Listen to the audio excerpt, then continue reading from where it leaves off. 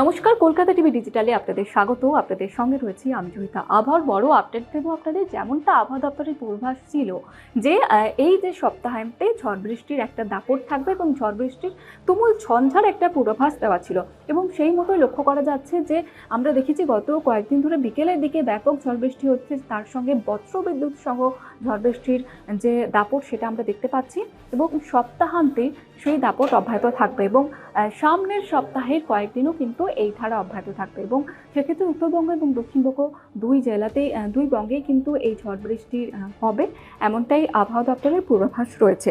এবং ইতিমধ্যে আপনাদের জানিয়ে রাখবো যে আলিপুর আবহাওয়া দপ্তর সূত্রে জানা যাচ্ছে যে এই যে শনিবার থেকে শুরু হওয়া এই ঝড় বৃষ্টির দাপট সেটা আগামী 2 থেকে 3 দিন সেটা অব্যাহত থাকবে। এবং আপনাদের জানিয়ে রাখবো যে কলকাতাবাসীর জন্য যেমনটা দেখা যাচ্ছে সকাল থেকে তীব্র দাবদাহ, সকাল হতে না হতেই রোদের যে তেজ সেটা বাড়ছে এবং যে তাপমাত্রা পারদ সেটা কিন্তু ঊর্ধ্বমুখী ক্রমাগত। বিকেল হলে আমরা দেখতে পাচ্ছি যে ঝড় বৃষ্টি এবং গত কয়েকদিন ধরে যে ঝড় বৃষ্টি হচ্ছে তার সঙ্গে কিন্তু বজ্র বিদ্যুতের একটা প্রকোপ আমরা লক্ষ্য করতে পারছি এবং আগামী কয়েকদিনও সেটা অব্যাহত থাকবে, এমনটাই আবহাওয়া দপ্তর সূত্রে জানা যাচ্ছে। এবং সেই জন্য আপনাদের জানিয়ে রাখবো যে সকালের দিকে আংশিক মেঘলা থাকলেও দুপুর গড়ালে এবং বিকেল বা সন্ধ্যার দিকে কলকাতায় বজ্রগর্ভ মেঘের সঞ্চার হচ্ছে এবং যার ফলে প্রবল ঝড় বৃষ্টির সম্ভাবনা কিন্তু রয়েছে আগামী 2 থেকে 3 দিন। এছাড়াও আপনাদের জানিয়ে রাখবো শুধুমাত্র কিন্তু কলকাতা নয়, কলকাতা সহ যে পার্শ্ববর্তী জেলাগুলি রয়েছে বা জায়গাগুলি রয়েছে সেগুলিতেও কিন্তু এই ঝড় বৃষ্টির দাপট কিন্তু রয়েছে।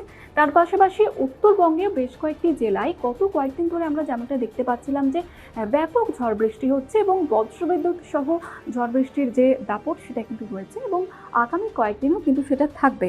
এবং সেক্ষেত্রে দক্ষিণবঙ্গের ক্ষেত্রে আপনাদের জানিয়ে রাখবো যে পুরুলিয়া, ঝাড়গ্রাম, পূর্ব এবং পশ্চিম বর্ধমান, বীরভূম, মুর্শিদাবাদ এবং পূর্ব মেদিনীপুরে সেখান থেকে ঘন্টায় 40 থেকে 50 কিলোমিটার বেগে ঝড় বইবে।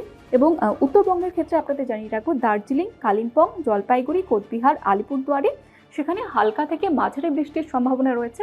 তবে যে সামনের সপ্তাহে আগামী 2 থেকে 3 দিন কিন্তু ব্যাপক পরিমাণে ঝড় বৃষ্টি হবে, এমনটাই আবহাওয়া দপ্তর সূত্রে আমরা জানতে পারছি।